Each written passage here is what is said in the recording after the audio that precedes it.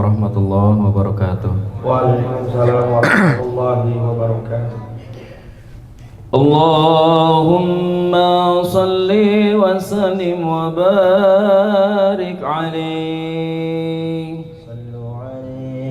Ya Rabbi salli ala Muhammad, ya Rabbi salli alaihi wa sallim. Ya Rabbi salli ala Muhammad, ya Rabbi salli alaihi wa sallim. Ya Rabbi ballighul wasila, ya Rabbi khussahu bil fadila. Ya Rabbi salli ala Muhammad, صل عليه وسلم. يا ربي وارض عن الصحابة، يا ربي وارض عن الصلالة. يا ربي صل على محمد، يا ربي صل عليه وسلم. يا ربي وارض عن المشايخ، يا ربي فارحم والدينا. يا ربي صل على محمد، يا ربي صل عليه وسلم. يا ربي وارحمنا جميعا، يا ربي وارحم كل مسلم. يا ربي صل على محمد، يا ربي صل عليه وسلم. يا ربي واغفر لكل مذنب، يا ربي لا تعطى رجانا. يا ربي صل على محمد، يا ربي صل عليه وسلم. يا ربي يا سامع دعانا، يا ربي بلغنا نزور. يا ربي صل على محمد، يا ربي صل عليه وسلم. يا ربي تغشانا بنوره، يا ربي حفظانك وأمانك. يا ربي صل على محمد، يا ربي صل عليه وسلم. يا ربي واسكننا جنانك، يا ربي أجرنا من عذابك. يا ربي صل على محمد، يا ربي صل عليه وسلم. يا ربي وارزقنا الشهادة، يا ربي حيثنا بالسعادة. يا ربي صل على محمد، يا ربي صل عليه وسلم. يا ربي واسل كل مسلم، يا ربي واقف كل معذي. يا ربي صل على محمد، يا ربي صل عليه وسلم. يا ربي نختم بالمشفع، يا ربي صل عليه وسلم. يا ربي صل على محمد، يا ربي صل عليه وسلم. اللهم صل وسلم وبارك عليه وعلى آله. أعوذ بالله من الشيطان الرجيم. بسم الله الرحمن الرحيم. إنا فتحنا لك فتحا مبينا ليغفر لك الله ما تقدم من ذنبك وما تأخر، ويتم نعمته عليك ويهديك صراطا مستقيما، وينصرك الله نصرا عزيزا. لقد جاءكم رسول من أنفسكم عزيز عليه ما عنتم حريص عليكم بالمؤمنين رؤوف رحيم. فإن تولوا فقل حسبي الله لا إله إلا هو عليه توكلت وهو رب العرش العظيم. إن الله وملائكته يصلون على النبي، يا أيها الذين آمنوا صلوا عليه وسلموا تسليما. محل القيام صلى الله على محمد، صلى الله عليه وسلم. صلى الله على محمد، صلى الله عليه وسلم. الله يا نبي سلام عليك، يا رسول سلام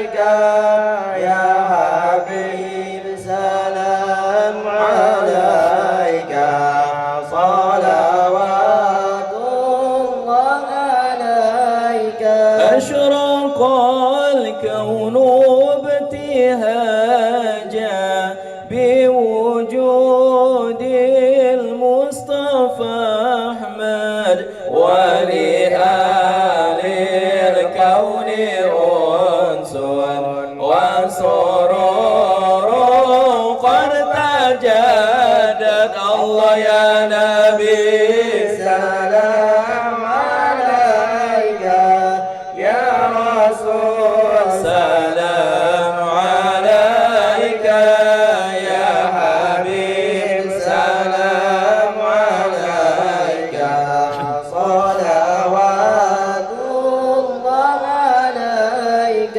فاضربوا يا أهل المثاني فهزاروا اليمن ضرا واستدئوا بجمالي فقفي الحسن تفرد.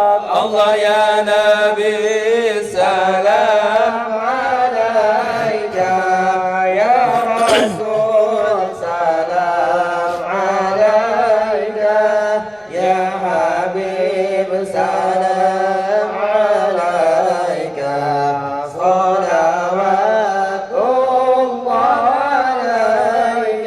ولنا البشرى بسعد مستمر ليس ينفد حيث أوتينا عطاء جمع الفخر المؤبد.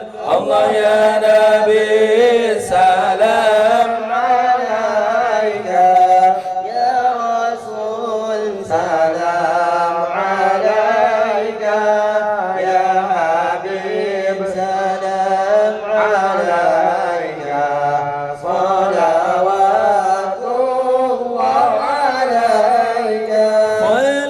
ولربي كل حمد جل أن يسره العين إذ حبانا بوجود المصطفى الحادي محمد.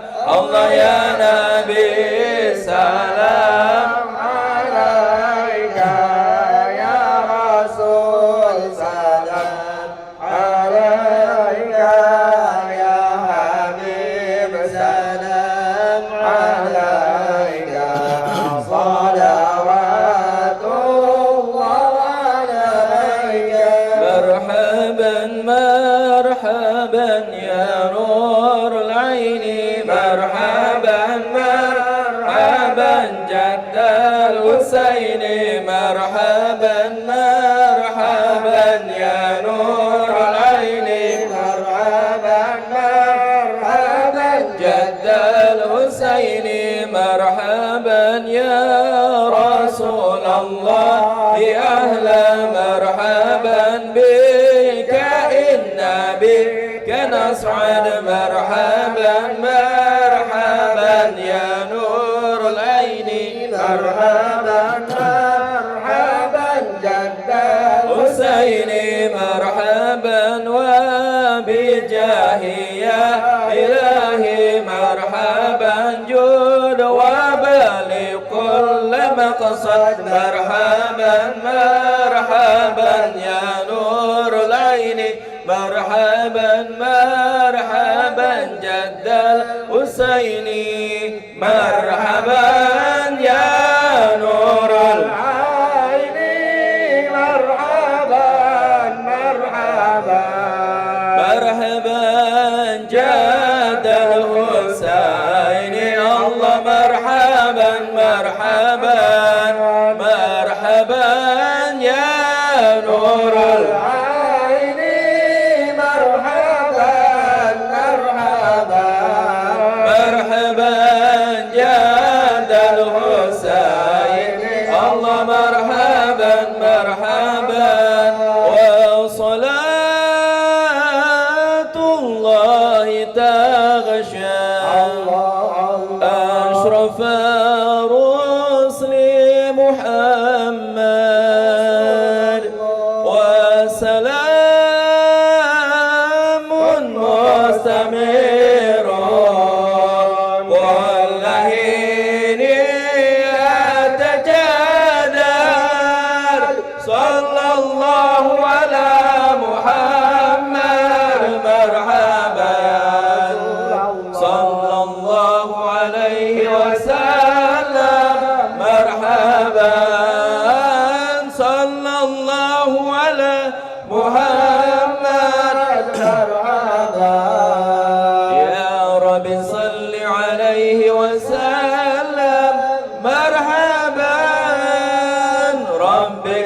فاغفر لي ذنوبي يا الله ببركة الحادي محمد يا الله ربي فاغفر لي ذنوبي يا الله ببركة الحادي محمد يا الله صلى الله على محمد صلى الله عليه وسلم صلى الله على محمد صلى الله عليه وسلم اللهم صل وسلم وبارك عليه. Assalamualaikum warahmatullahi wabarakatuh.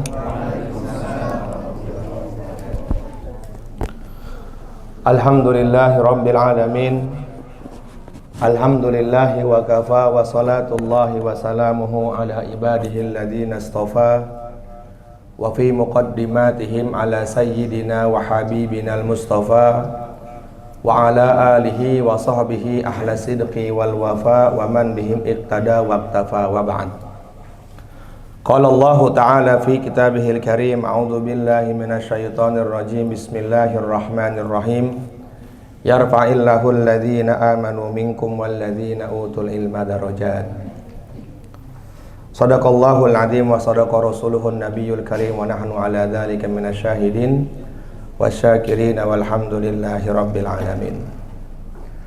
Alhamdulillah jamaah majelis taklim ngaji Pelo akramakumullah, wabil khusus kepada sahibul bait Haji Ridho beserta keluarga yang kita doakan mudah-mudahan Allah Subhanahu wa taala memanjangkan umur beliau dan keluarga, memberikan keistiqomahan kepada beliau dan keluarga, dan Allah Subhanahu wa taala jadikan keluarga beliau menjadi orang-orang yang banyak memberikan manfaat kepada manusia yang lain. Amin ya rabbal alamin. Alhamdulillah teman-teman akramakumullah, bersyukurlah kita kepada Allah Subhanahu wa taala karena pada kesempatan malam hari yang berbahagia ini Allah Subhanahu wa taala masih pilih kita dalam nuansa yang baik untuk mengerjakan kebaikan. Ini adalah salah satu tanda dari cintanya Allah Subhanahu wa taala kepada hambanya. Dalam riwayat baginda Rasulullah sallallahu alaihi wasallam bersabda, "May yuridillahu bihi khairan yufaqihu fid din wa innama ana qasim wallahu yu'ti." Barang siapa yang dikehendaki kebaikan oleh Allah dalam dirinya, maka Allah Subhanahu wa taala akan senantiasa menyibukkan orang tersebut dalam kebaikan. Ciri orang itu dicintai Allah, senang dengan amal-amal yang baik. Ciri tanda Allah Subhanahu wa taala benci kepada seorang hamba, maka Allah akan jauhkan orang tersebut dari kebaikan-kebaikan. Jadi kita bersyukur banget.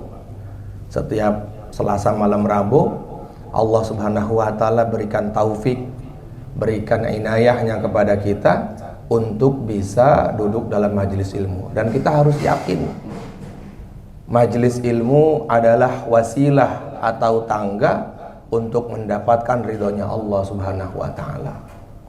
Karena baginda Rasulullah sallallahu alaihi wasallam bersabda, "Majtama'a qaumun fi baitin min buyutillah yatluna kitaballahi wa yatadarasunahu illa nazalat alaihimus sakinah wa ghasyiyatuhumur rahmah wa hafathumul malaikah wa dzakarahumullahu fi man indah."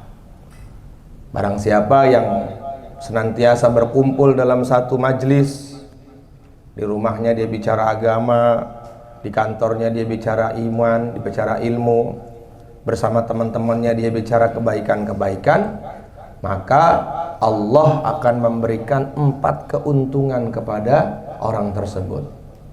Keuntungan yang pertama, illa nazalat alaihimus sakinah. Allah akan berikan ketenangan dalam hidupnya.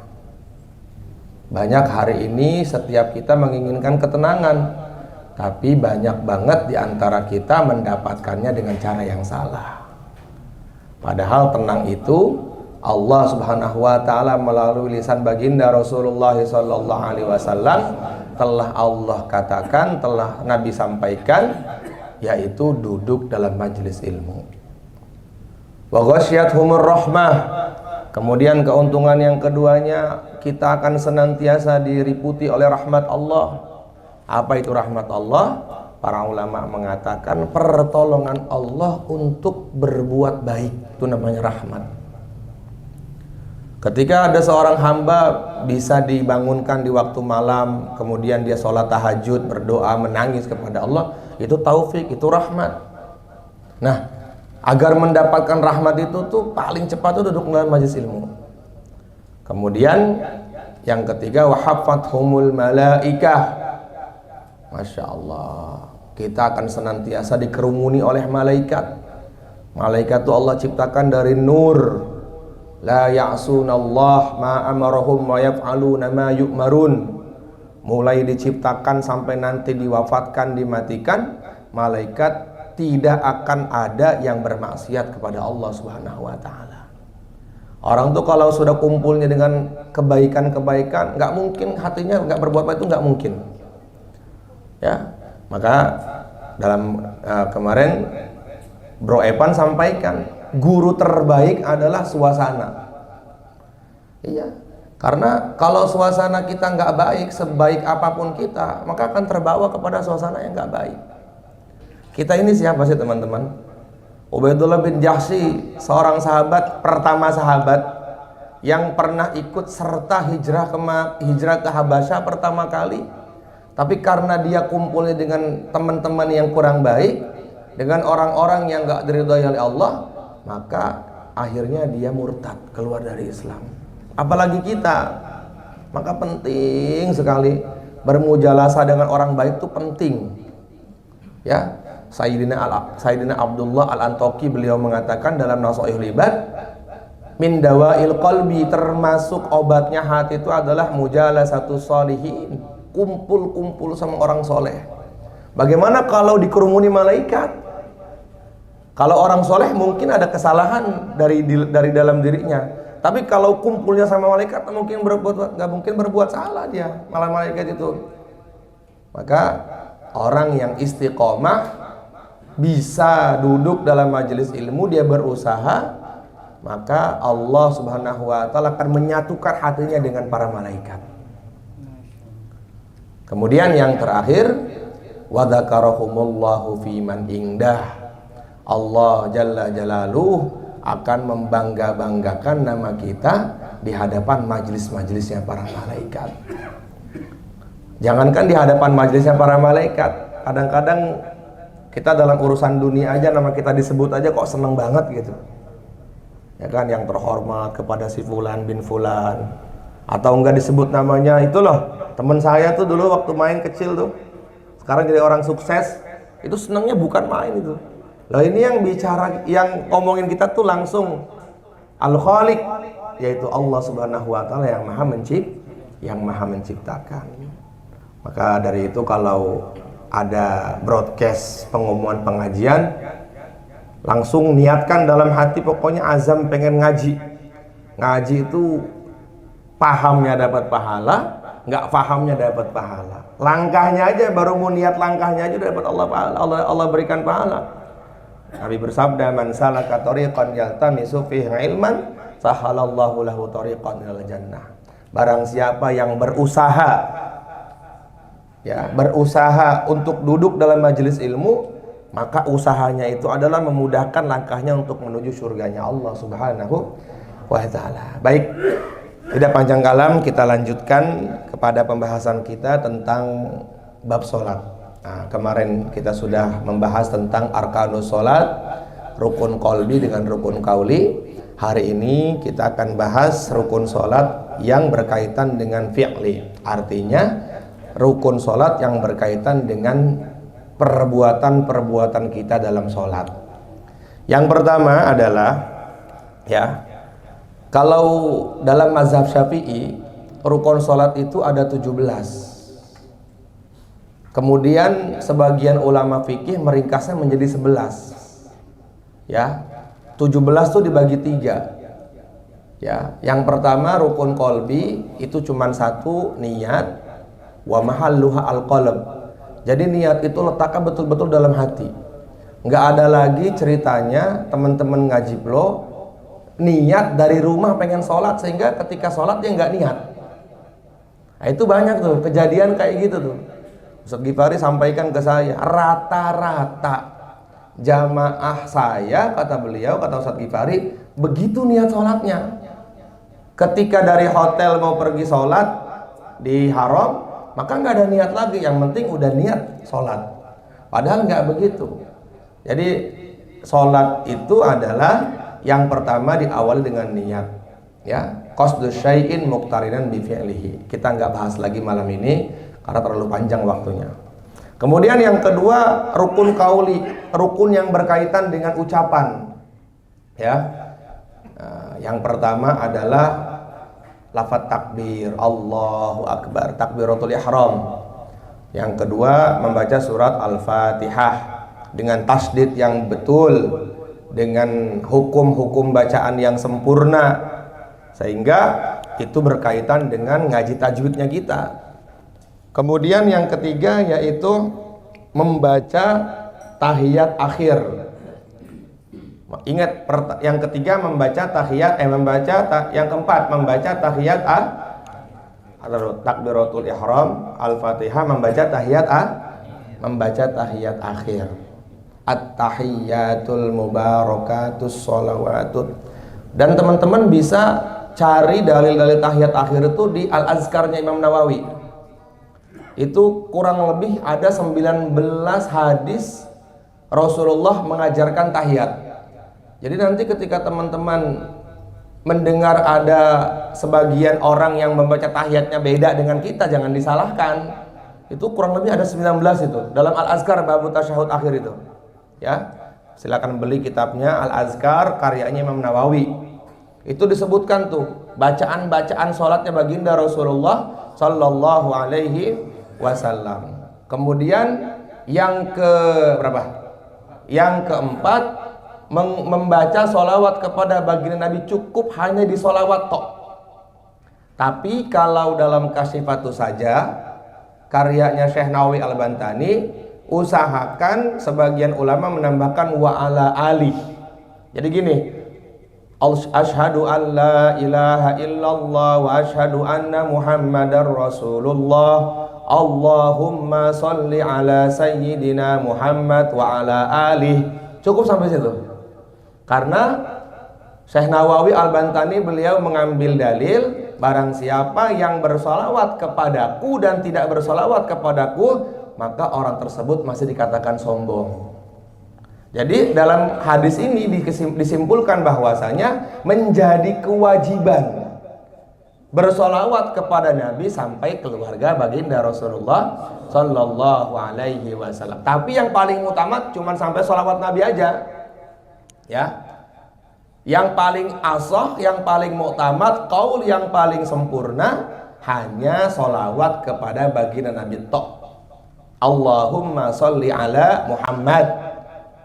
Definisinya seperti itu, catatannya. Tapi kalau wazada sayyidina nggak jadi masalah. Menambahkan kali lafaz sayyidina dalam tahiyat nggak jadi masalah. Silahkan. Paham? Kemudian yang terakhir, yang kelima, yaitu mengucapkan salam ke kanan. Maka dalam Kasyifatus saja di sini disebutkan, ya, di antara wa aqallu salam bisalami alaikum, yaitu assalamu alaikum bitasydidis salam ala sin, dengan kita mentasdid sinnya dengan sempurna, assalamu alaikum, assalamu alaikum. Nah, itu termasuk sudah keluar dari sholat. Tapi wa akmaluha, adapun sempurnanya salam, wazada wa barakatuh, ya, wa rahmatullah, assalamu alaikum wa rahmatullah, wala tusannu wa barakatuh, dan gak disunahkan menambahkan wa barakatuh sholat apapun, ya. Kalau saya baca dalam Al-Azkar itu, dalam sholat apapun tidak dianjurkan menambah wa barakatuh. Tapi kalau seumpama ada orang yang menambah wa barakatuh, itu nggak jadi masalah juga. Bahkan dalam kitab I'anatul Talibin di Fathul Mu'innya itu ada seorang ulama membolehkan menambah wa barakatuh dalam sholat jenazah. Itu biasanya sebagian imam-imam dalam sholat jenazah menambahkan Assalamualaikum warahmatullahi wabarakatuh. Tapi kalau saya sendiri tidak pakai wabarakatuh, karena yang paling qaul asohnya seperti itu. Jadi cukup Assalamualaikum warahmatullah. Kalau seumpama teman-teman belajar di guru-guru yang lain kok menambahkan wabarakatuh, itu tidak jadi masalah. Dan itu tidak membatalkan sholat juga, ya. Wa akmaluhu assalamualaikum warahmatullah. Perhatikan ini dalilnya. Wala tusannu wabarakatuh, dan tidak dianjurkan dan tidak disunnahkan menambah wabarakatuh, apalagi sampai wa maghfiratuhu warahmatuh. Gak perlu panjang-panjang, cukup assalamualaikum. Itu udah boleh tuh. Assalamualaikum. Nah, itu udah boleh. Tapi sempurnanya adalah Assalamualaikum warahmatullah. Tidak sah apabila tidak menggunakan alif lam. Kalau dalam lafaz Assalamualaikum itu adalah, kalau dalam ilmu tajwid namanya alif lam syamsiyah.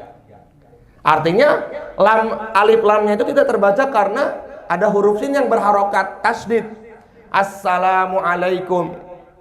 Alif lam dalam ilmu tajwid ada dua, alif lam qamariyah dengan alif lam syamsiyah. Alif lam qamariyah itu yang terbaca, yang setelahnya alif lam bertemu dengan berapa huruf?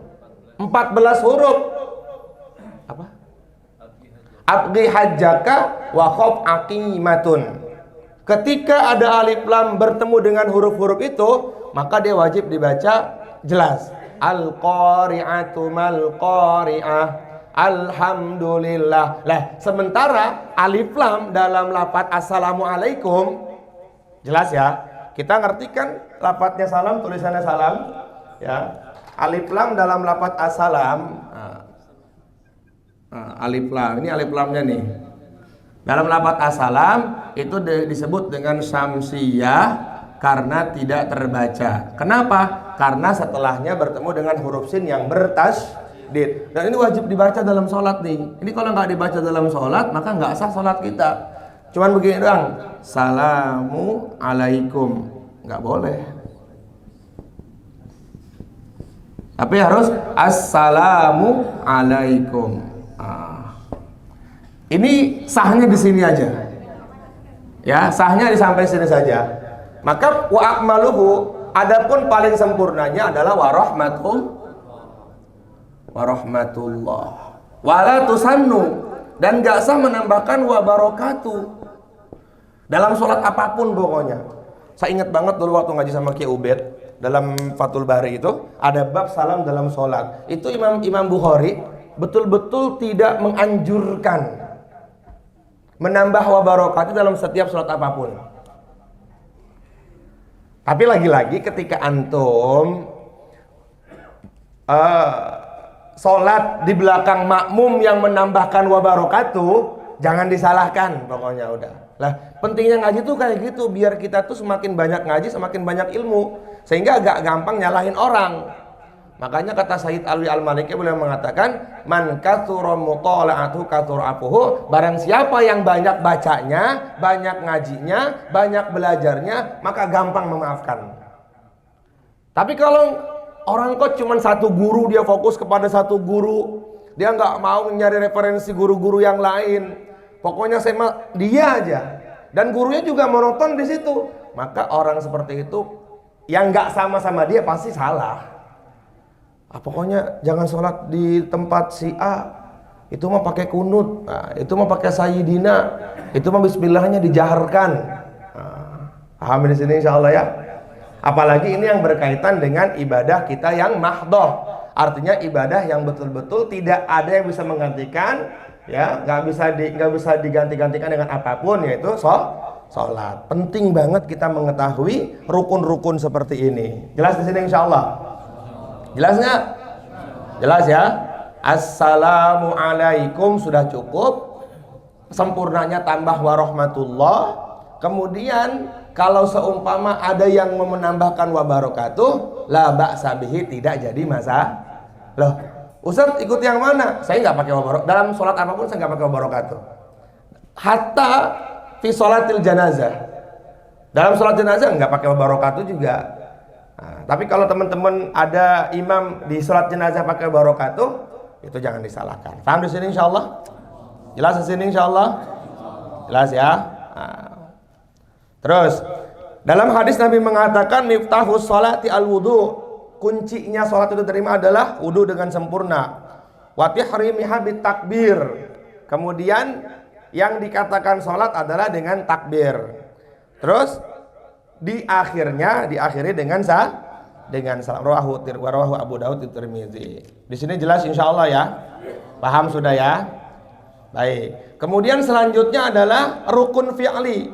Rukun yang berkaitan dengan perbuatan kita. Yang pertama teman-teman harus paham al-qiyamu ma'al qudrati, berdiri bagi yang mampu. Kemarin rukunnya takbiratul ihram apa? Dikerjakannya ketika dalam keadaan berdiri, maka tidak sah orang yang sholatnya duduk padahal dia mampu masih berdiri untuk takbiratul ihram, dan dia tidak mengerjakan takbiratul ihram dalam keadaan berdiri, itu nggak sah sholatnya. Dari rumah ke masjid mampu jalan dia, giliran udah sampai masjid sholat dia duduk begini, Allah, nggak sah sholatnya dalam kasifatu saja.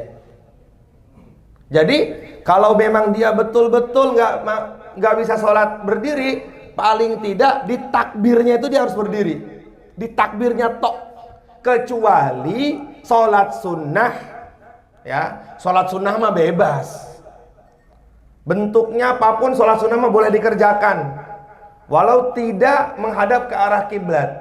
Tapi kalau dalam kitab Fathul Qorib itu disebutkan untuk sholat sunnah sekalipun usahakan takbirnya menghadap kiblat dulu. Jadi arahkan mobil ke arah kiblat, baru angkat tangan untuk takbir Allahu Akbar. Nah, itu saya kalau ngaji di Baitul Salam itu sama si Aji, itu pasti tahajudnya di mobil. Ya Ji ya? Ji, saya mau tahajud dulu, saya witir. Nah, kemudian syarat yang kedua, mau kendaraan kita harus jalan, nggak boleh diam.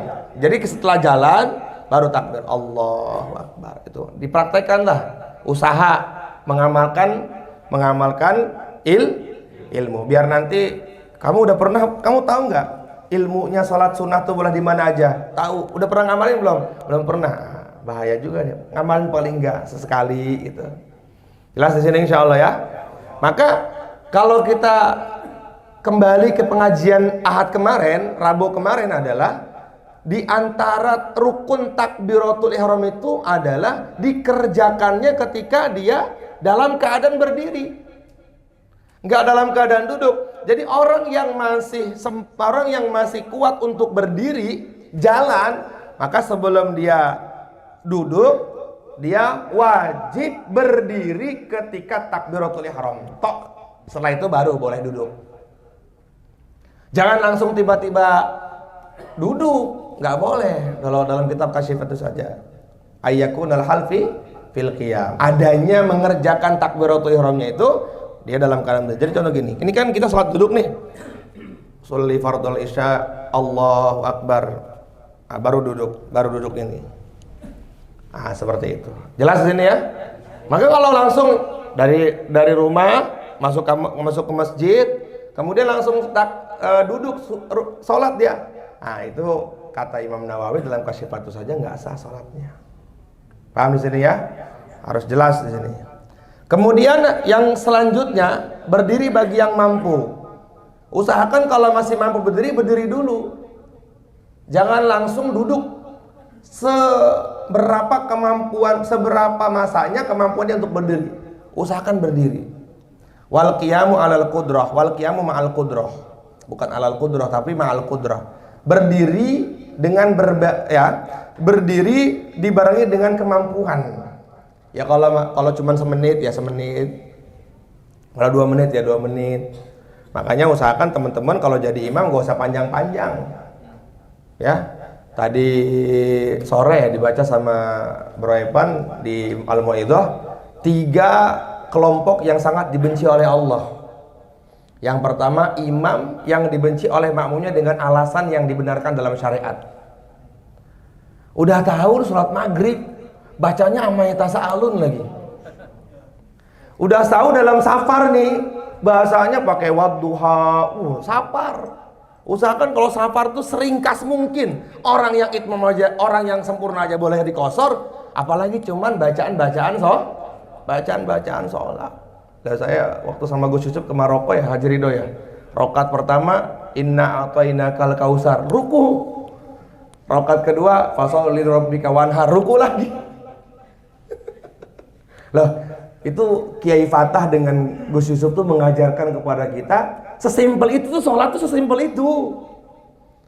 Kan kita kalau lagi safar tuh kenapa harus buru-buru supaya kita tuh gak mengganggu, capek, gak mengganggu yang lain. Ini sholat safar, kita lagi safar naik bis, udah gitu sholatnya panjang lagi. Allahu Akbar, ketinggalan. Kemudian yang kedua, seorang suami yang seorang istri yang dimarahi oleh suaminya dengan uzur syar'i. Cuman gara-gara nggak dibeliin baju, hati-hati tuh marah tuh. Marah suaminya tuh, ya kan? Maka perempuannya itu, istrinya itu dibenci sama Allah sampai suaminya mengatakan aku ridho kepada kamu. Ngeri banget kan jadi istri tuh. Makanya jangan bikin suami marah ya ibu-ibu ya, insya Allah ya. Senangkan suami, senangkan. Yang ketiga apa Bro Evan tadi? Lupa. Orang yang lari dari medan pertempuran. Nah, ya, orang yang lari dari medan pertempuran.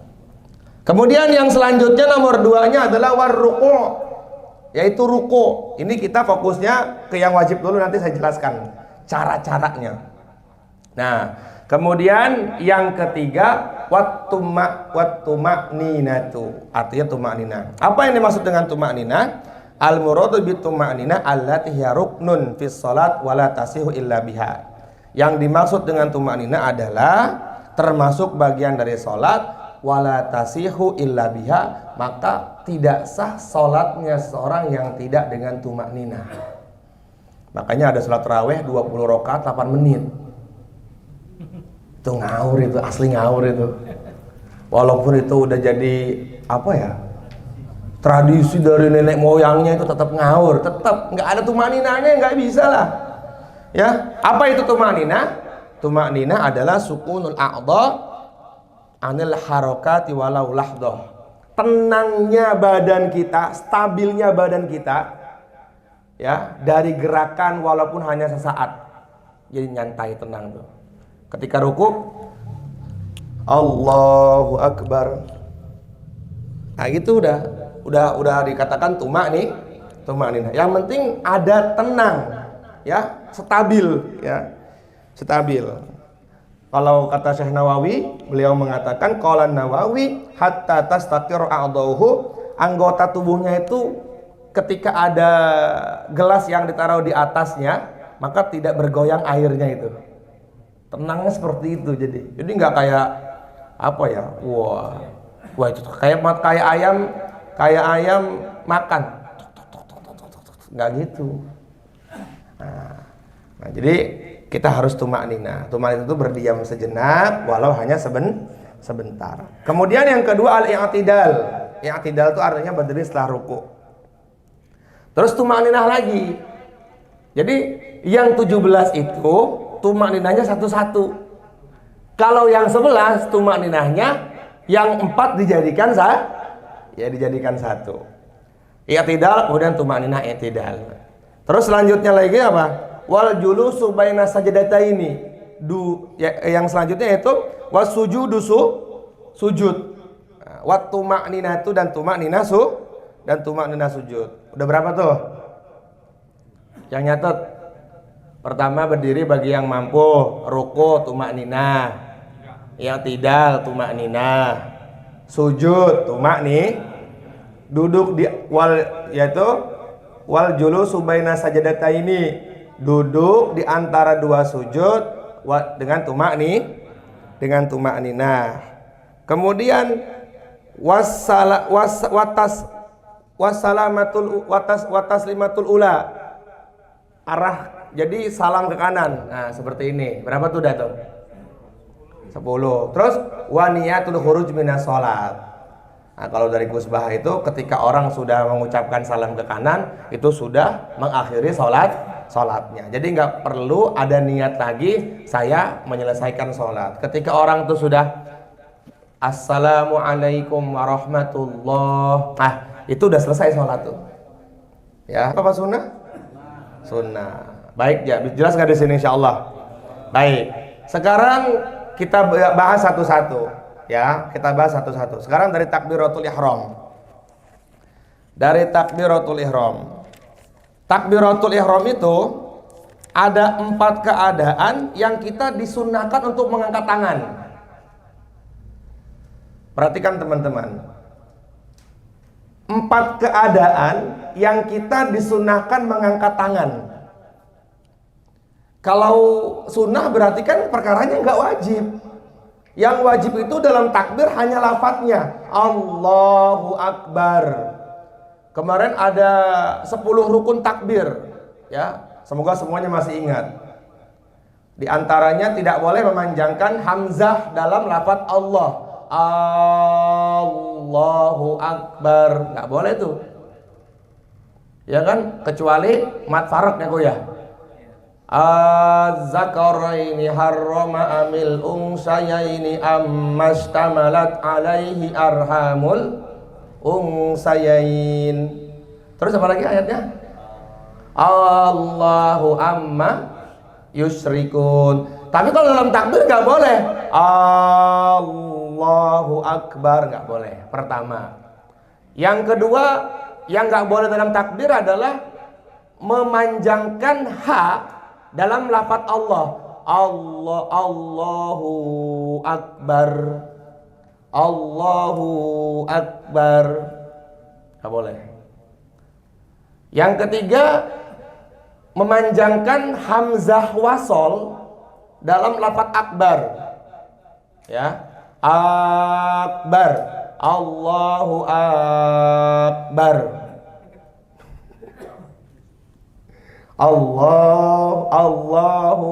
Allahu Akbar. Nggak boleh. Apa hamzah wasol kok? Hamzah wasol apa hamzah wasol? Apabila di awal surat dia dibaca dan apabila di tengah surat tidak dibaca. Contohnya apa? Al-Qari'ah, Al-Qari'ah. Kalau yang tidak terbaca gimana dia? Tidak terbaca Sabbihisma rabbikal. Sabbihisma rabbikal. Ini gurunya siapa nih, Mas? Gurunya siapa? Ngaji tajwidnya tanya di mana ngaji tajwidnya, di mana ngaji tajwidnya? Di mana aku ngaji tajwidnya lu? Di mana aku? Al-Mu'izzah. Ini baca Quran udah tua nggak bisa baca hamzah wasol aja nggak tahu ya. Hamzah qata. Hamzah dibagi berapa kok? Apa aja? Hamzah qata dengan hamzah wasol. Nah, yusannu raf'ul yadaini fi arba'ati mawadhi'a. Sunnah kita mengangkat tangan dalam 4 tempat. Yang pertama inda takbiratul ihram, berarti sunnah. Ingat, sunnah. Rasulullah mengangkat tangannya bagaimana? An Malik bin Huwairis anna Rasulullah SAW kana idza kabbara rafa'a yadayhi hatta yuhadhiya bihima udunaihi. Jadi gini Rasulullah nih. Idza kabbara idza kana inna Rasulullah kana idza kabbara rafa'a yadayhi. Mengangkat tangannya hatta yuhadhiya bihima udunaihi. Nah, sampai gini nih. Jadi ini di bawahnya sini. Hatta yuhadhiya bihima udunaihi. Keduanya begini. Allah.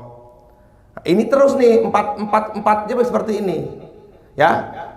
Kalau saya baca, barusan saya baca sore. Itu dalam bukunya Ustaz Abdul Somad. Itu Nabi juga dalam hadis riwayat Imam Tirmizi mengangkat tangan di amama sodrihi. Gini. Ya, nggak ada yang begini juga Nabi itu. Allah. Ya. Misal gini. Allah. Tapi kan kalau seumpama ada gitu misalnya Allah, itu ngawur kalau gitu. Ya kan mendingan nggak angkat tangan sekalian. Yang nggak angkat tangan jelas dalil. Loh yang begini coba Allahu Akbar. Itu nggak jelas dalilnya itu. Mendingan nggak usah angkat tangan, bener nggak? Tanya aja di Maroko tuh nggak ada yang angkat tangan sholat Imam Malik tuh. Sholatnya Imam Malik tuh kami waktu itu di Maroko tuh itu betul-betul kita nikmatin banget sholat di sana itu. Nikmatinnya ternyata dari berbagai mazhab tuh ada di sana coba. Akhirnya Allahu Akbar, kitanya begini, imam yang orang-orang Marokonya nggak angkat tangan, dia juga nggak sedekap gini. Bismillah, alhamdulillahirabbil alamin. Bacaannya juga kan riwayatnya riwayat Imam Warosh, yang mimnya dipendekkan. Kalau kita kan Maliki yaumiddin, dia Maliki yaumiddin, iyyaka na'budu wa iyyaka nasta'in. Ihdinas siratal mustaqim. Jadi dia tuh shotnya di lam yang berharokat fathah diganti dengan lo. Qad qamatis shalah. Dari riwayat Imam Warosh tuh. Alhamdulillah pernah belajar itu. Hatam alhamdulillah. Jadinya pas kesana tuh, oh ternyata Masya Allah, nggak bener emang udah yakin bener itu. Ya. Insya Allah, ajib nih. Ngerasain Jumatan di Maroko, azannya akan 2 kali, 4 kali azannya. Azannya 4 kali, Masya Allah. Islam tuh ya seperti itu, rahmatul ummah. Yang pertama indah takbiratul ihram. Nah, bentuk takbirnya Nabi, kana idza kabbara rafa'a yadayhi hatta yuhadhiya bihima udunaihi. Jadi gini nih. Allah. Nah, seperti ini. Perhatikan ya. Allah. Nah, karena ini yang nanti akan menjadi posisi kita dalam meletakkan tangan ketika sujud. Jadi nggak begini banget, nggak begini juga, nggak begini juga. Itu kadang-kadang ada salah satu ustadz yang menyampaikan kalau sujud buat wanita tuh supaya buah dadanya nggak jatuh ditekan. Oh enggak, sholat sama aja kayak gitu. Bahkan sampai Nabi mengilustrasikan, memberikan contoh, kalau kamu sholat, kalau kamu sujud, maka sujudlah yang benar sehingga kalau ada anak kambing kecil lewat, itu bisa lewat. Jangan antum coba juga pakai kucing Anggora disuruh lewat. Itu hanya perumpamaan Nabi saking sempurna sujudnya Nabi. Jadi ketika begini teman-teman, ya ketika begini nih, itu dibawa ke sujud juga. Allah gini nih. Jadi Allah nggak begini, nggak begini, nggak gini juga. Apalagi sampai meletakkan tangannya di apa namanya? Ini nih di tanah. Kata Nabi, idza sajada ahadukum fala yabruk kama yabrukul ba'ir.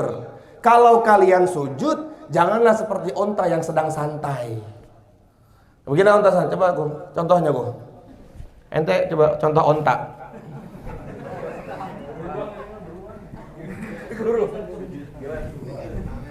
Nah, nggak boleh sujud begini nih. Belum pada ngelihat. Idza sajada ahadukum fala yabruk kama yabrukul ba'ir. Begini nih. Ibu-ibu bisa ngerti ya? Yang tangannya begini ibu-ibu ya. Nah, yang tangannya begini. Coba Bonanza, contoh ibu-ibu di belakang. Ayo. Ya.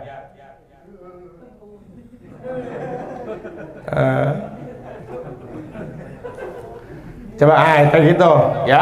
Idza sajada ahadukum fala yabruk kama yabrukul ba'ir, kata Nabi, nggak boleh. Jadi harus sempurna. Terus tadi yang saya baca dalam hadis riwayat Imam Tirmizi, amama sotri. Ya Nabi itu kalau begini juga, makanya teman-teman kita yang sebagian ya, Allahu Akbar, Allahu Akbar. Jadi gini, Allahu Akbar. Boleh. Jelas di sini ya, insya Allah ya. Artinya nggak di sini? Allahu Akbar. Nah, nggak angkat tangan, itu jelas ada dalilnya. Bahkan diambil pendapat oleh Imam Malik rahmatullah alaih. Yang begini nggak ada dalil. Apalagi yang Allah. Itu ngawur banget itu tuh. Banyak banget tragedi-tragedi dalam sholat yang betul-betul sampai saya hari ini mungkin Ustadz Reza juga sama. Ustadz Reza nggak tahu itu dalilnya. Allah. Udah bagus-bagus begini pakai muter-muter segala gitu. Itu yang pertama. Yang kedua, memalingkan apa? Badan ini loh. Telapak tangan ketika tahiyat, ketika salam ke kanan. Assalamualaikum warahmatullah. Jadi dia ikut-ikutan juga. Lah ini kalau saya sih belum tahu, mungkin Ustaz Reza tahu dalilnya Ustaz Reza. Tolong disampaikan Ustaz Reza ya kalau ada dalilnya Ustaz Reza.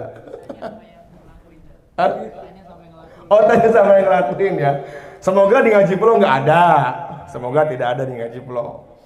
Karena Ngaji Pulau kan udah tahun kelima, masa ya udah ngaji 5 tahun, udah ngaji 4 tahun masih aja sholat yang nggak secara sesuai Nabi.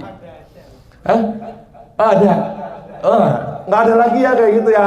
Pokoknya kalau masih ada yang kayak gitu, ya kalau memang punya dalil, saya lepas tanggung jawab di hadapan Allah ya. Kamu Muqtadurin pernah ngajarin nggak sih bagaimana sifat sholat Nabi? Pernah ya Allah, udah saya bawa Kasyifatus Sajad, Fathul Qorib, saya juga pernah baca, pernah ngajarin di sini Madzhabul Arba'ah, pendapat ulama. Bagaimana cara meletakkan tangan, bagaimana posisi tangan ketika salam. Tapi kalau dia begini, mungkin dia punya guru kali. Katanya gurunya kukuh. Lah iya, gara-gara kukuh, sebab kukuh jadi murid saya. Dia sholat tarawih di Temboro, duduk pakai gini, duduk nih. Ogi ikut-ikutan, berarti perkara ini boleh. Kenapa? Karena kukuh muridnya Ustadz Adut katanya. Hati-hati itu. Iya. Kukuh di sholat di Temboro, sholat 30 juz, habis berdiri capek dia nih. Ya kalau Kodani masih aman, dia mualaf kan. Kodani nih habis sholat dia minggir, nyender ya. Udah gitu jalan lagi dia jalan, tapi nggak selesai. Kodani itu jalan lagi cari kipas angin. Itu aman kalau Kodani. Lah kuku lagi tengah-tengah sholat berdiri dia sujud begini. Dia depannya ada tisu, diambil tisu. Udah capek nih tiros dia berdiri lagi. Iya. Terus Ogi di belakang, berarti boleh nih. Berarti boleh nih. Itu Bang Ogi bilang, berarti boleh nih. Dia ikut-ikutan akhirnya gitu. Akhirnya muzakarah sama saya pagi-paginya, nggak boleh lah, apaan kayak gitu. Orang dia kan murid Ustadz Adut. Tuh, apa gua bilang. Iya, lucu Masya Allah. Itu Kodani juga anehnya, lucunya apa? Tengah-tengah sholat, dia makan mie. Makan mie udah gitu dia nggak takbir lagi, lanjutin pas itu ruku dia ruku. Ini Kodani mana? Makan mie tar. Begitu udah ruku ya ruku. Memang sholat 30 juz itu banyak ceritanya.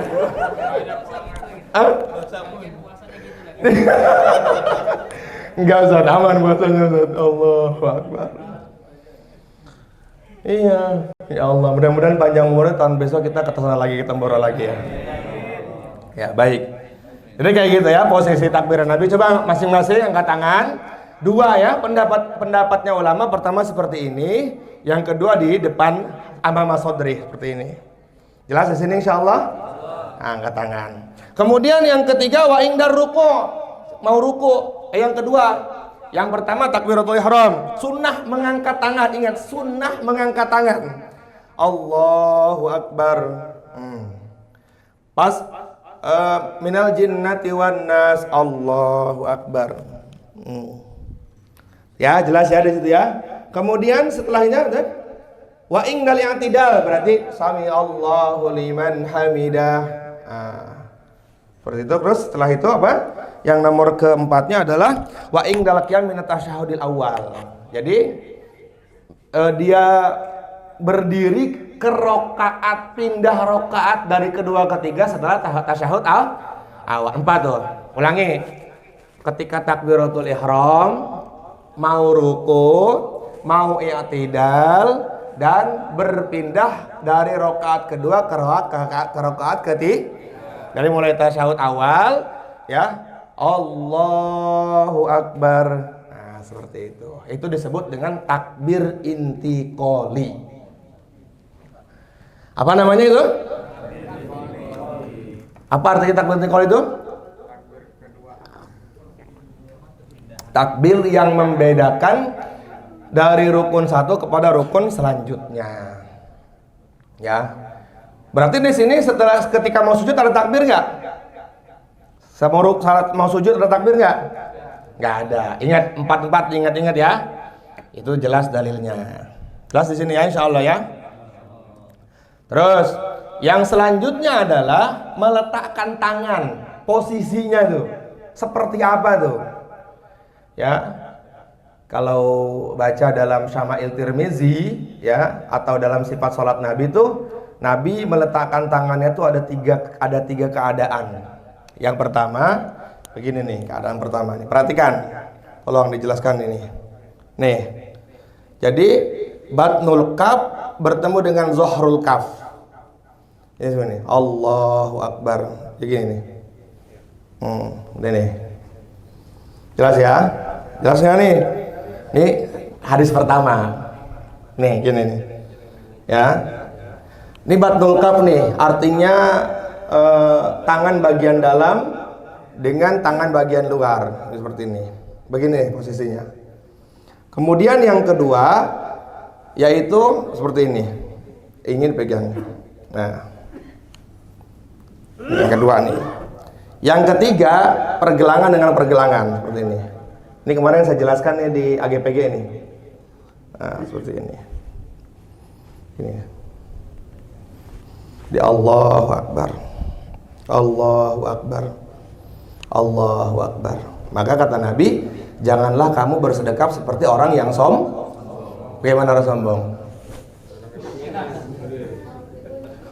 Mentang-mentang sholatnya di puncak kali kan, pakai jaket, Allahu Akbar. Ini orang sombong kata Nabi ini. Tinggal pilih mau begini, atau mau begini. Nah, silahkan masing-masing ya, seenaknya. Ustadz, pernah saya melihat ada orang sholat tapi agak miring sedikit. Nah, itu ketika syiddatul khauf. Apa itu syiddatul khauf? Sholat yang dikerjakan saat perang. Sholat yang dikerjakan saat perang itu juga sama seperti sholat sunnah yang dikerjakan dalam kendaraan tanpa harus menghadap kiblat. Saya minta 5 orang berdiri coba. Ayo, Higit, Miftah, Kukuh, Ilham, Dadang. Nah, semuanya menghadap ke arah imam, bikin saf sholat. Coba ini, coba ini mesti lu. Kukuh imamnya sini kok. Antum sini kok. Sana, menghadap ke ini. Ah, ini boleh begini. Nah, ini coba ini. 2 orang sini. Enggak, ngadep ke kiblat. Ah, itu anu belakangnya. Syiddatul khauf artinya adalah sholat yang dikerjakan saat gentir-gentirnya perang. Pertama, takbir semuanya. Allahu Akbar. Baik, ini boleh ngadep ke belakang. Silakan ke belakang. Jaga-jaga. Loh, ini diajarkan Nabi. Ini diajarkan dalam fikih. Mungkin ini nggak akan terjadi sama kita, tapi kita harus paham ini. Terus, kalau sudah selesai baca surat, antum ruku. Ruku, antum jangan dulu ruku. Berdiri itidal. Antum ruku, tapi ngadep ke kiblat. Iya, balik badan, balik. Seperti itu. Ruku. Antum jangan dulu sujud sampai ini selesai dia bangun dari Artinya dia harus saling Ini disebut dengan sholat syiddatul khauf namanya. Sholat yang dikerjakan dalam udah jazakallah. Sholat yang dikerjakan dalam begitupun seterusnya. Atau enggak menghadap kiblat semua. Antum ruku. Antum boleh tunggak tengok. Tunggak tengok dalam sholat hukumnya apa? Batal apa makruh? Makruhatus sholat. Berarti kalau dalam keadaan seperti ini dia nggak makruh. Kenapa? Karena untuk baik, antum bangkit. Ini posisinya ceritanya mau menghadap kiblat terus nih. Antum ruku. Antum boleh tunggak tengok. Cari. Itu makanya ada meletakkan tangan dengan sambil begini. Jadi wanti-wanti kalau ada udah berdiri, tapi udah capek. Wanti-wanti kalau ada musuh langsung diambil. Perang, sholat lagi, kembali lagi, sholat lagi tanpa harus dia ulang sholatnya. Coba, loh antum yang sehat nggak mau sholat bagaimana coba? Dalam hal kayak gini Nabi mengajarkan sholat syiddatul khauf namanya. Sholat yang dikerjakan dalam keadaan saat susah, gentir. Paham di sini insyaallah? Jelas gak di sini? Wa idza rafa'a ra'sahu minar ruku' faqala. Nah, sama Nabi itu ketika bangkit dari ruku, maka beliau tuh begini, Allahu Akbar. Nah, kembali dulu ke ini, meletakkan tangannya. Nah, seperti ini. Kalau saya pakai yang biasa nih, yang gini. Jadi ini ketemu. Nah, ini nggak ada gini. Nah, meletakkannya Nabi mengatakan ada satu yang paling utama. Pertama, di atas batnun. Ini perut batnun. Artinya di atas batnun adalah sodrun. Sodrun tuh sini nih. Kemudian ini nahrun. Ya. Ini fasholli li rabbika wanhar. Ai bimakna kata Sayyidina Ali di sini disebutkan adalah an Ali karamallahu wajah anna ma'ana nahar fi qauli ta'ala anna ayyar fa ayadaihi fit takbir ila nahri. Jadi gini. Meletakkan tangan itu yang paling utama adalah di sini. Allahu Akbar. Di sodrun.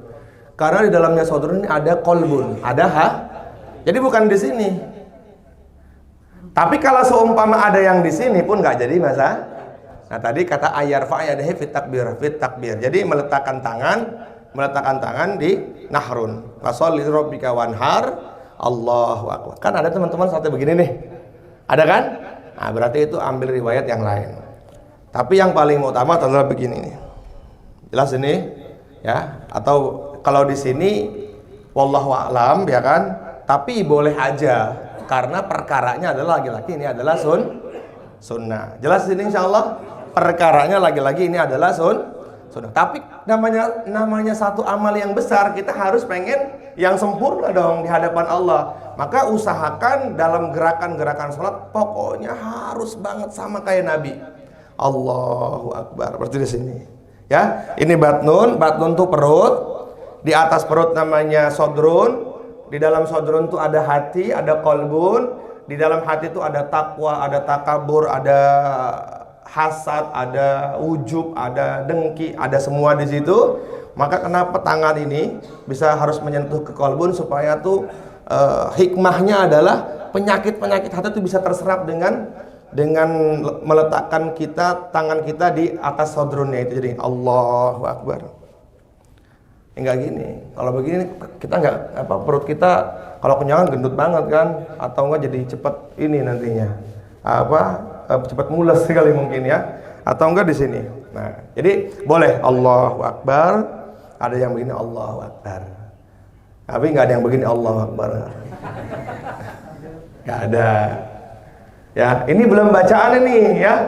Bacaan nantilah. Kita ngajinya bacaannya lewat Al-Azkar. Enak banget tuh Al-Azkar tuh bacaan sholat Nabi tuh banyak banget coba. Tasbihnya Nabi tuh ada 40 tasbih dalam rubah aja. Antum ini cuma tahu hafal satu ini nyalahin orang. Ente kenapa sholat cepet banget? Aneh nggak baca tasbih dalam ruku? Waduh, antum bid'ah antum. Padahal di situ Nabi menjelaskan ada banyak banget bacaan-bacaan tasbih dalam sholat. Jelas ya di sini insyaallah ya. Terus wa idza rafa ra'sahu minar ruku' faqala sami Allahu liman hamidah fa'ala misla dzalik. Nabi kalau selesai dari rukunya maka beliau mengucapkan sami Allahu liman hamidah tok. Boleh ditambahkan doa, boleh tidak. Sami Allahu liman hamidah. Itu udah doa. Kalau kita menambahkan Rabbana lakal hamdu mil'us samawati wa mil'ul ardi wa mil'u ma syi'ta min syai'in ba'du. Terus hamdan katsiran thayyiban mubarakan fih. Kita nggak fokus di bacaan sekarang, kita fokus di prakteknya. Terus yang selanjutnya adalah sujud. Tadi sujudnya. Coba Miftah sujudnya tuh, Miftah. Idza sajada ahadukum, kata Nabi, kalau kalian sujud, maka fala yabruk kama yabrukul ba'ir. Enggak boleh kamu sujud sebagaimana sujudnya unta. Sebagaimana santainya unta. Coba tangannya, ayo. Hadwa mengkibahi. Ini terlalu lebar ini. Munduran kemudian kakinya tuh lihat tuh, Mas Yudo tolong disut kakinya itu sempurna. Nah, ini kaki yang paling betul. Ya, letakkan kaki yang paling betul, tidak renggang dia. Kalau nanti kita baca lagi ada rukunnya sujud. Ada 7 anggota yang wajib kita tempel ke bumi. Ya jazakallah. Nah, ya seperti itu ya, jelas ya. Yang pertama anggota sujud adalah jabhah. Nih. Jidat. Yang kedua telapak kanan, telapak kiri. Yang ketiga 4 dengkul kanan, dengkul kiri. Kemudian 6, 7 kaki kanan, kaki kiri. Jadi jari jemarinya tuh kayak harus begini tuh. Nah, seperti ini. Jelas ya? Kayak gini nih. Gak boleh begini. Gini. Itu termasuk bagian dari arkan. Bagaimana cara dari berdiri untuk sujud? Coba saya mau 2 orang. Nah, Sigit sama Miftah coba berdiri ngadep ke jamaah. Ngadep ke jamaah. Coba cara sujud Sigit dulu. Allahu Akbar. Berarti ini tim yang dengkul duluan.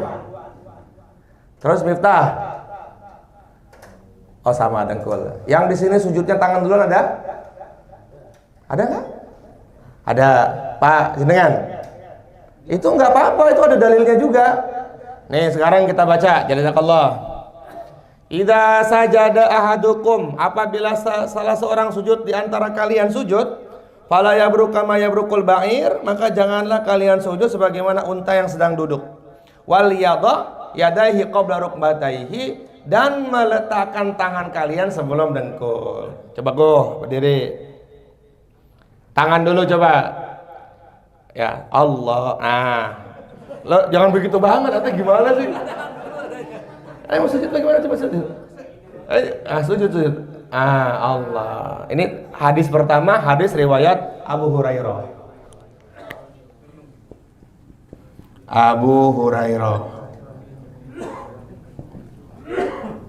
Kenapa ini saya jelasin supaya antum-antum nih nggak nyalahin orang.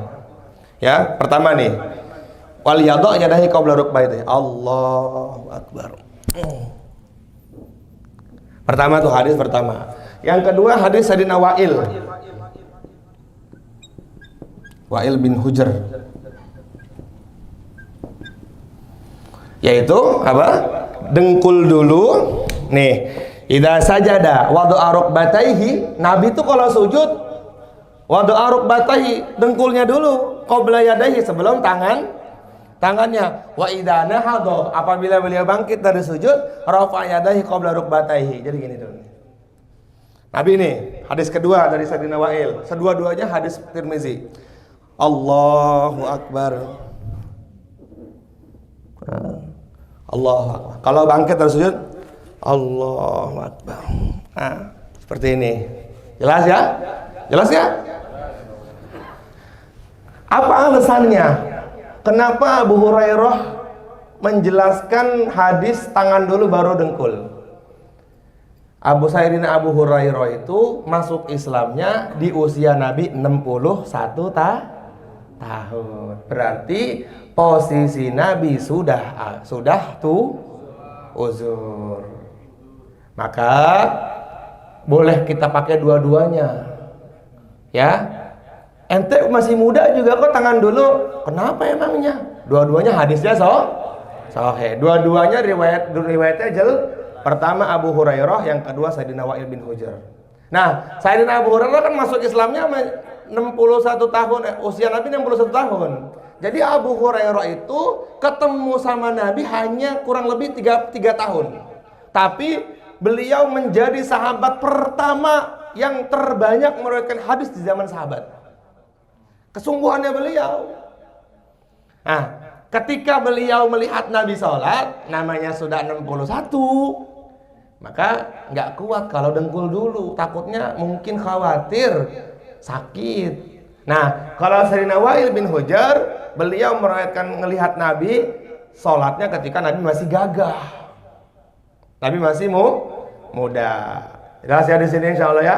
Maka antum boleh pakai yang mana aja boleh. Mau pakai riwayat hadis Abu Hurairah, nggak mangga.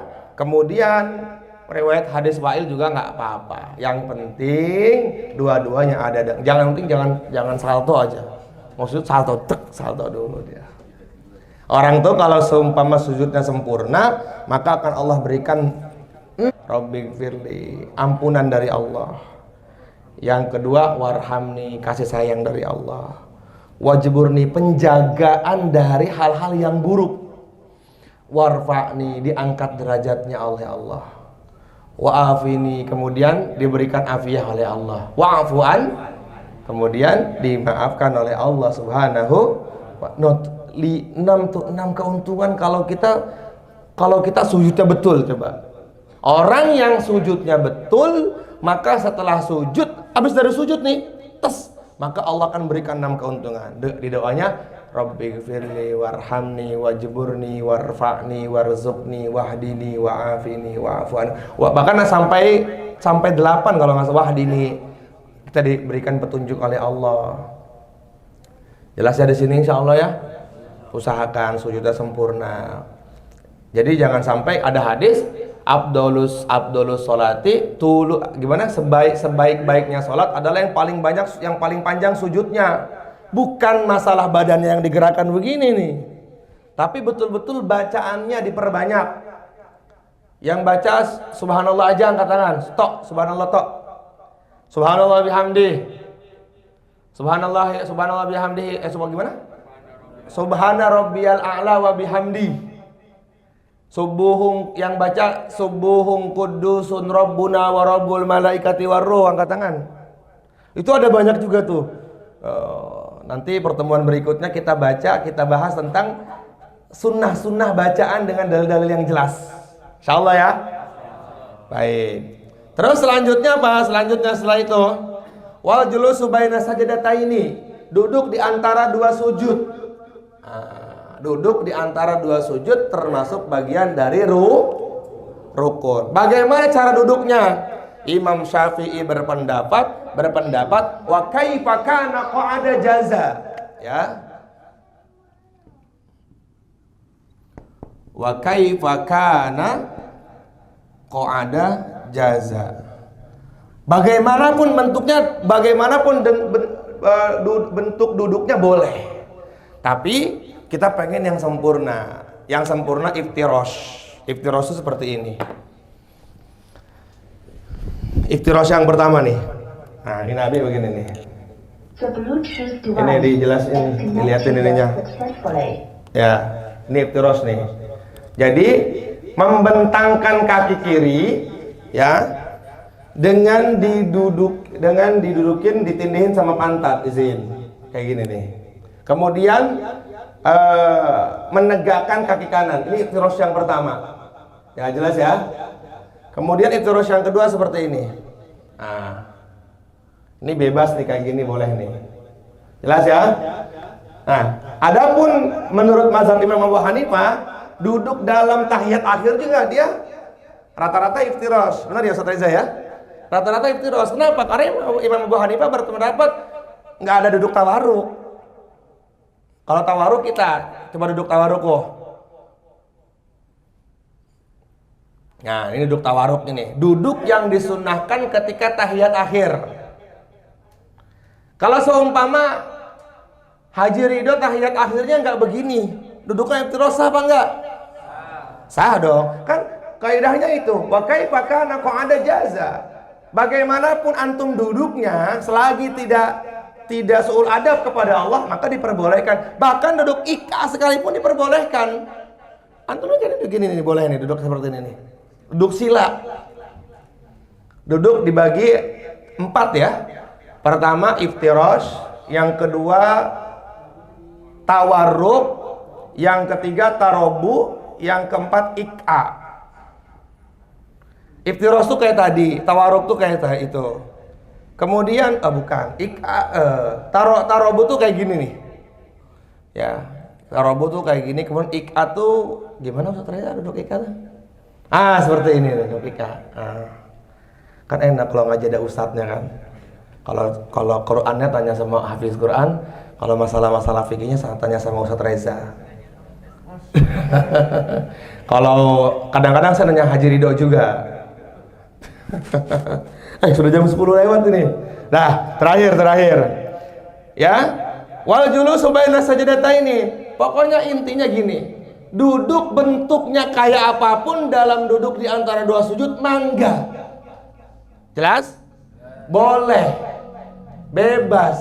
Tapi ada sunnah-sunnah yang diajarkan. Kalau rakaat pertama sampai rakaat ketiga itu iftirash. Kalau rakaat terakhir atau duduk di tahiyat akhir itu sunnahnya tawarruk bagi yang berpendapat mazhab Syafi'i. Bagi yang berpendapat mazhab Imam Abu Hanifah sunnahnya juga iftirash. Jelas? Jelas gak? Jelas ya di sini insyaallah ya. Terus yang terakhir setelah duduk cara meletakkan tangannya. Nah, Nabi mengatakan seperti ini. Ya, ininya santai aja. Ininya santai, nggak usah rapat, nggak usah begini juga gini. Kemudian ada yang mengatakan agak condong sedepat begini nih. Jangan begini banget, malas namanya kalau kayak gini. Ada yang begini nih, gini. Kayak gini. Allahu Akbar, taruh di sini. Ya, paham ya di sini ya. Kemudian pandangan sujud kalau pas lagi tahiyat ke sini. Kalau pas lagi sujud ke ini nih, atau enggak ke dalam Fadhil Amal disebutkan itu dalam Fadhil Amal tuh. Ya, cara salat khusyuk wal khudu. Supaya khusyuk tuh pandangan mata ketika berdiri ke sujud, ruku ke sujud, ketika sujud ke arah hidung atau enggak ke tempat sujud, ketika angkat tangan gini. Asyhadu at-tahiyyatul mubarakatus shalawatut thayyibatu lillah ila akhir. Asyhadu an la ilaha illallah asyhadu anna muhammadar rasulullah. Di sini nih. Nah, baru setelah itu wa taslimatul ula, salam ke kanan. Assalamualaikum warahmatullah. Beres salat. Ustaz kok nggak pakai salam ke kiri? Ya mau pakai juga nggak apa-apa. Nah terus gini nih, buat para imam-imam ini saya sampaikan ini. Jangan mentang-mentang salam ke kiri itu sunnah, kok dia pas jadi imam salam ke kirinya nggak pakai suara. Banyak loh Ustaz Reza lu. Apalagi saya sebut di Kapuk lah ya. Mumpung ada abah di sini, abah saya ngaji tuh alhamdulillah. Iya, salam ke kanannya gini. Assalamualaikum warahmatullah. Ke kirinya hilang dia. Akhirnya kita sebagai makmum, ini udah salam apa belum gini. Coba dong tolong imam-imam, kalau antum pas lagi sholat berjamaah, baik sholatnya sir apalagi jahar, tolong ketika salam ke kanan dijaharkan, karena antum ini bawa jamaah. Sholat makmum ini tanggung jawabnya antum gitu kan. Ini salam ke kanannya keras. Itu ada juga tuh. Almarhum Pak Rukimin tuh gitu tuh sholatnya kalau jadi imam tuh. Udah saya tegur tuh alhamdulillah. Almarhum Pak Rukimin, Pak, kalau sholat jadi imam, coba salam ke kirinya jangan gak ada suaranya. Saya diajarin sama guru saya begitu katanya. Pelit namanya kayak gitu. Jadi kalau ini buat antum semua jadi imam pasti. Assalamualaikum warahmatullah. Assalamualaikum warahmatullah. Ini cuman Assalamualaikum warahmatullah. Gimana nih suaranya nih? Lalu mentang-mentang sunnah. Jangan mentang-mentang antum ini bawa jamaah banyak gitu. Dah, semoga Allah terima kita semuanya. Insyaallah, ada pertanyaan enggak silakan dalam bab salat. Baik, Haji Ridho dulu, Haji Ridho. Assalamualaikum warahmatullahi wabarakatuh. Waalaikumsalam warahmatullahi. Jadi begini Ustaz, untuk masalah sholat ini kan bagaimana hukumnya ketika seorang itu mencampur adukan mazhab dalam sholat. Baik. Karena kadang-kadang kemarin pakai bismillah, besok nggak pakai. Terus kadang-kadang ini ada mengaku kita menggunakan Imam Syafi'i. Imam Syafi'i, mazhab Imam Syafi'i, betul. Karena saya juga belajar sama Ustaz, ketika menggunakan mazhab Imam Syafi'i, ketika ketinggalan kunut, ketika tidak kunut, kita lupa kunut, atau di masjid yang tidak kunut, kita kunut sendiri dengan kunut yang simpel, ya kan? Kalau kita tidak kunut, kita harus wajib Bang ya? Enggak, sunnah sujud sahwi. Sujud sahwi. Nah itu mau dijelaskan Ustaz. Baik. Mencampur adukan mazhab namanya talfek, kalau tidak ada uzur hukumnya haram. Ya, talfek mazhab. Gua sholat subuh ini pakai bismillah. Nanti azub maghrib gua nggak pakai bismillah, nggak boleh, haram hukumnya, nggak sah sholatnya.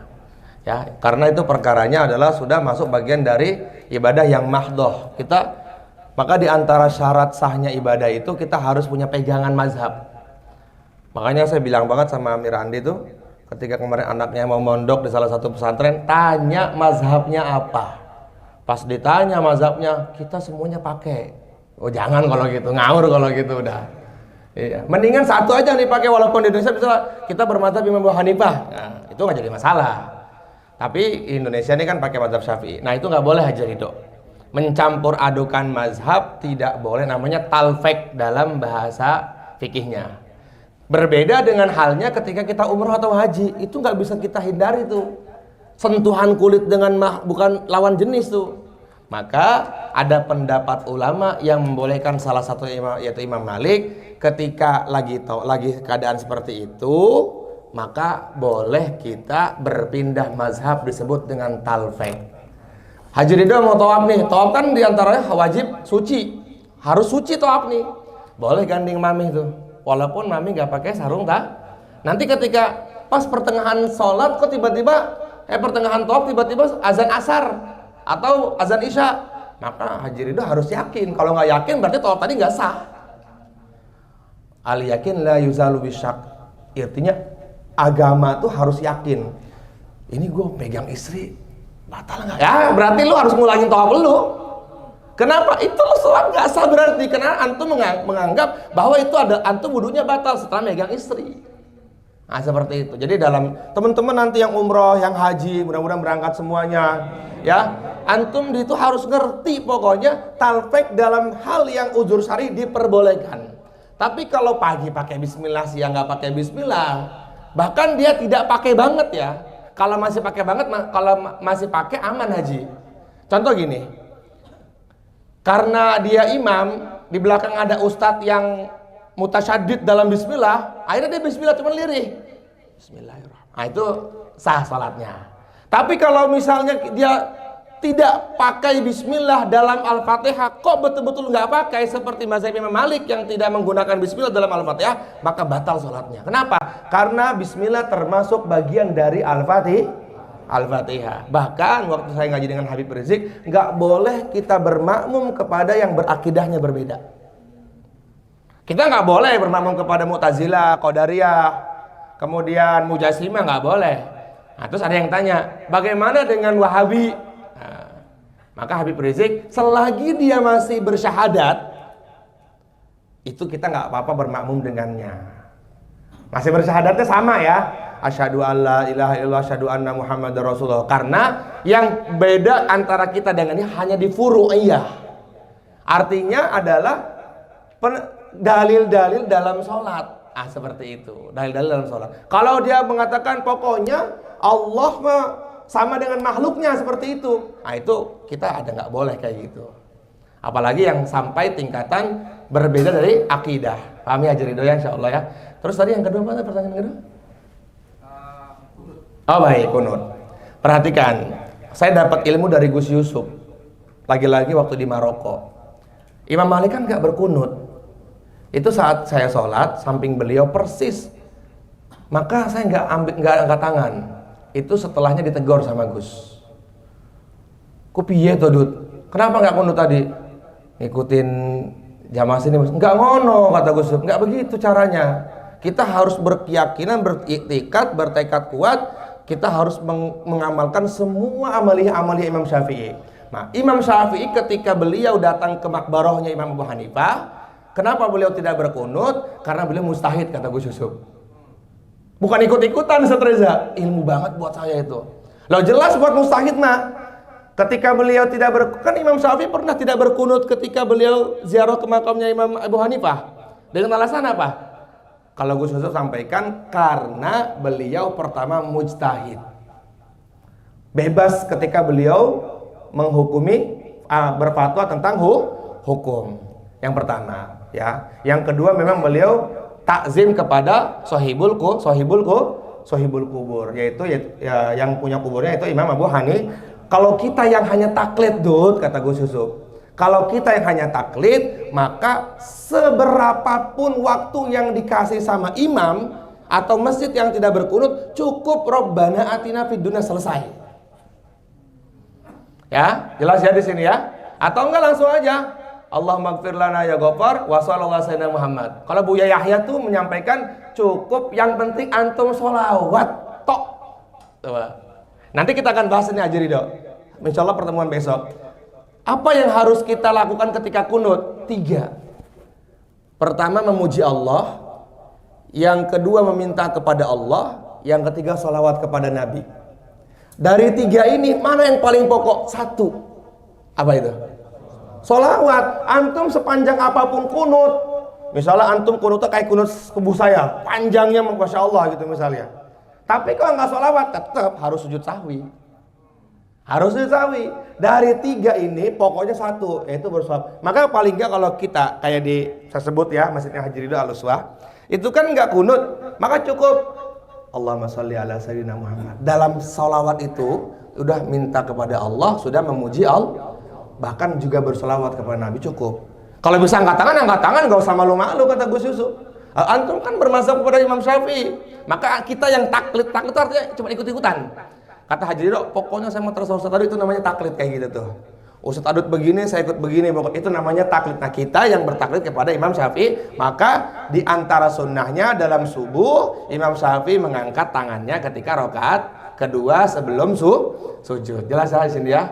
Nah bagi teman-teman yang lupa kunut atau yang tidak yang tidak berkunut ya, yang sholat tapi tidak berkunut gitu, itu boleh 2. Boleh dia sebagai makmum sujud sahwi, walaupun teman-teman tidak sujud sahwi.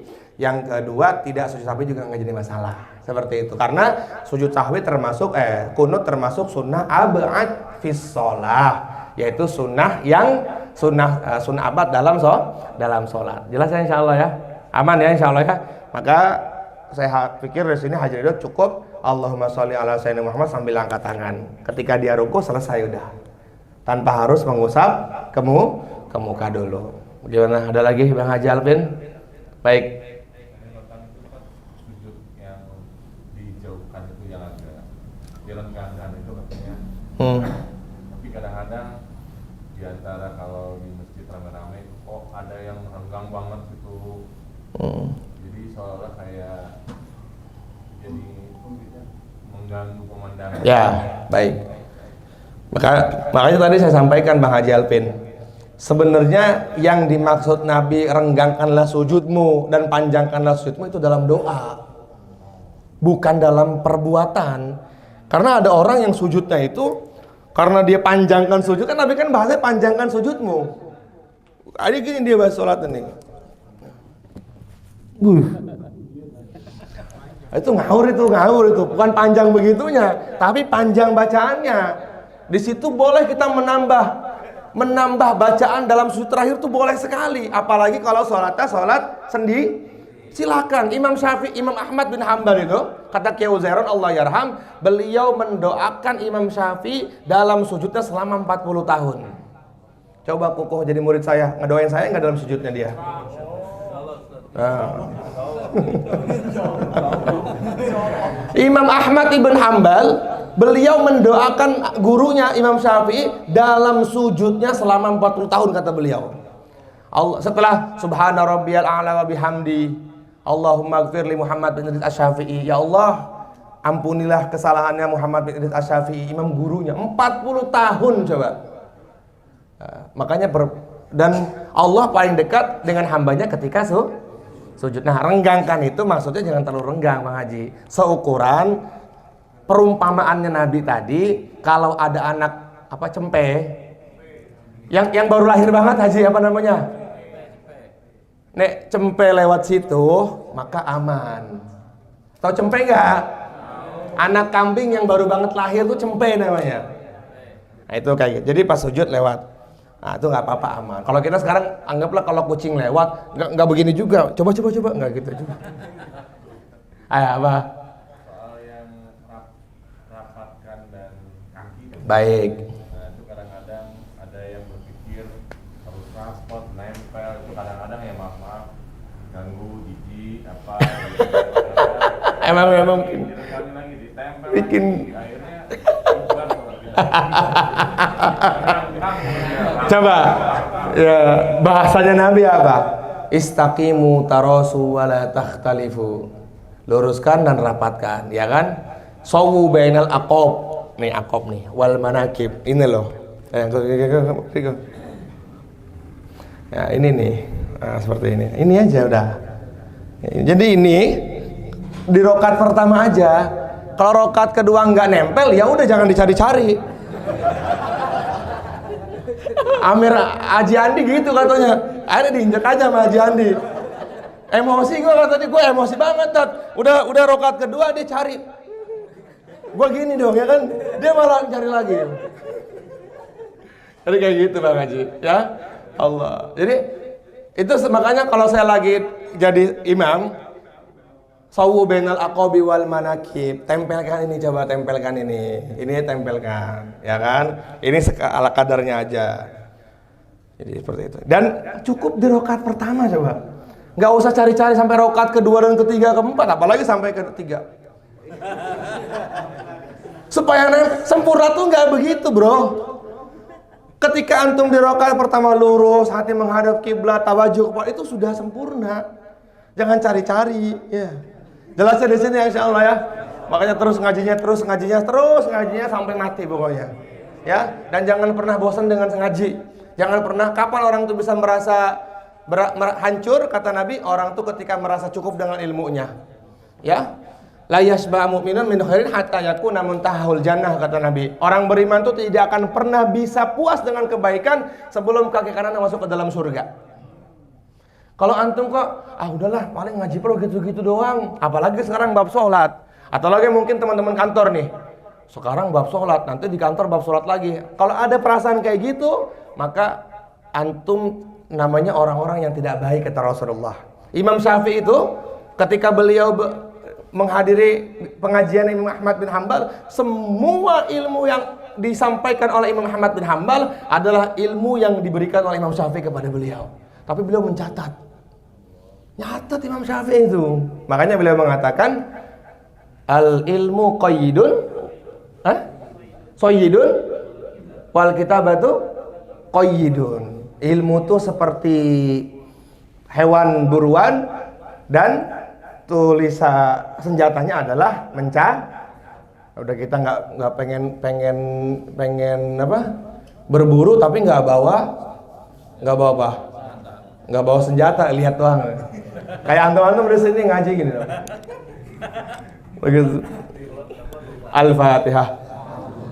Bismillahirrahmanirrahim. Alhamdulillahirabbil Ar-Rahmanir-Rahim. Maliki yaumiddin. Iyyaka nasta'in ihdinas siratal mustaqim siratal ladzina an'amta 'alaihim.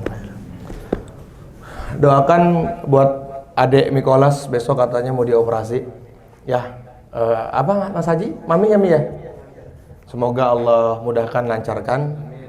Terus saya juga minta doa buat istri saya. Ya.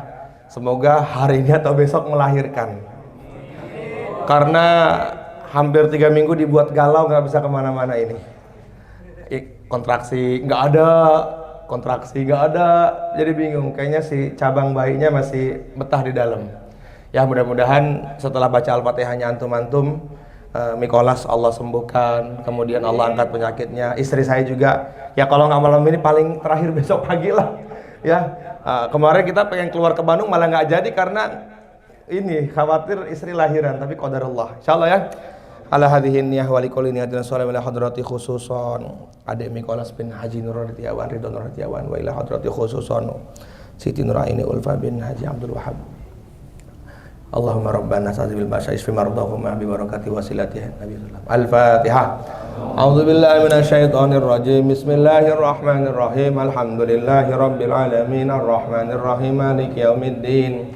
Iyyaka na'budu wa iyyaka nasta'in ihdinas siratal mustaqim siratal ladzina an'amta 'alaihim ghairil maghdubi 'alaihim waladdallin. Amin. Allahumma shalli ala sayyidina Muhammad wa ala ali sayyidina Muhammad fil alamin innaka Hamidum Majid. Allahumma shalli salatan kamila wa sallim salaman tamman ala sayyidina Muhammad alladzi tanhallu bihi al-uqad wa tanfarju bihi al-qurab wa tuqda bihi al-hawaij wa tunalu bihi ar-raqaib wa husnul khawatim wa yasqal ghamam bi wajhihil karim wa ala alihi wa sahbihi fi kulli lamhati wa nafasin bi adadi kulli ma'lumin la ilaha illallah wahdahu la syarika lah ahadan samadan lam yalid wa lam yulad wa lam yakul lahu kufuwan ahad. Allahumma ij'alha fida'an lana wa lahum minan nar nuran lana wa lahum fil qubur wa jawazana wa lahum 'ala sirat wa amalana wa lahum yawmal fazail akbar. Allahumma taqabbal wa ausil sabama qara'na hadiyatan syamilatan balighatan nazilatan khususan Dedek Mikolas wa ila hadrati khususan Siti Aina Ulfa. Ya Allah isfi mardahuma biwasilatin Nabi sallallahu alaihi wasallam.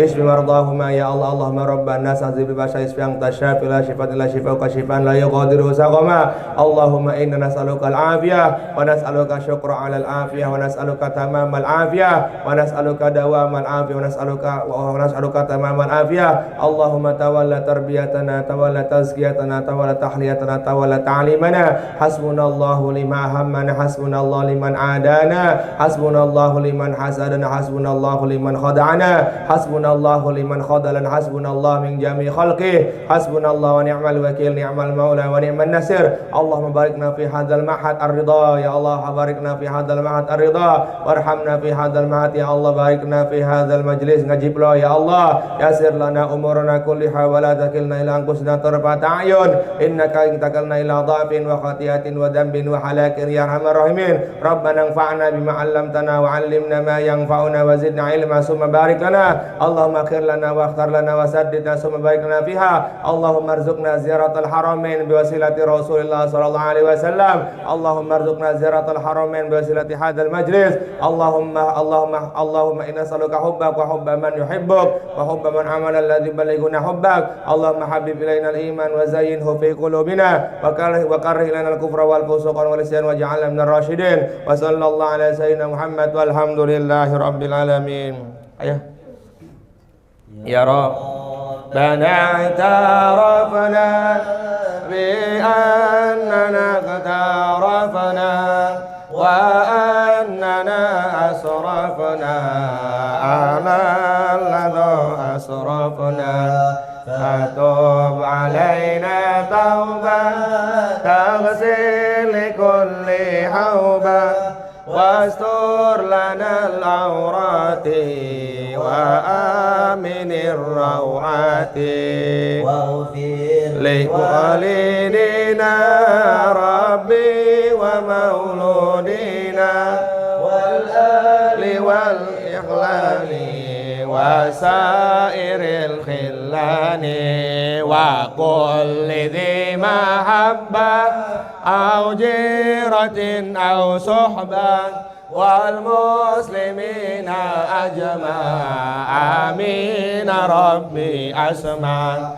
fadlau wajuddan manna la biktisabim minna bil mustafa rasulin ahda bi kulli suri salla wa sallam rabbi alaihi addal habbi wa alihi wa sahbihi idadatashi suhbi walhamdulillahi fil badi wat tanahi walhamdulillahi fil badi wat tanahi.